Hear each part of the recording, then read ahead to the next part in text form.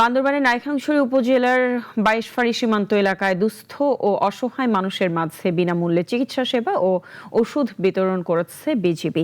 বৃহস্পতিবার সকাল ১০টা থেকে দুপুর ২টা পর্যন্ত কক্সবাজার ব্যাটালিয়ন ৩৪ বিজিবি এর অধীনে ২২ ফাঁড়ি বিওপির উদ্যোগে ঘুমধুম ইউনিয়নের সরকারি প্রাথমিক বিদ্যালয়ে এ কর্মসূচি অনুষ্ঠিত হয়। বিজিবি জানায়, কার্যক্রমের আওতায় ২৭৯ জন দুস্থ ও প্রান্তিক মানুষকে চিকিৎসা সেবা ও প্রয়োজনীয় ওষুধ দেওয়া হয়।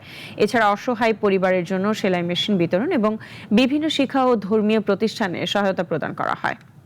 আপনাদের সমস্যাগুলোকে শোনার, বোঝার এবং সেই অনুযায়ী প্রেসক্রিপশন দেওয়ার, যতটুকু সম্ভব ততটুকু ওষুধ দেওয়ার চেষ্টা করব। আপনারা চেষ্টা করবেন তাদেরকে সমস্যাগুলো বলার জন্য। এখানে আমাদের অনেক মা বোনেরা আছেন, আপনারাও তাদেরকে একান্তভাবেই ডাক্তার মনে করবেন এবং ডাক্তার মনে করে আপনাদের সমস্যাগুলো বলার চেষ্টা করবেন।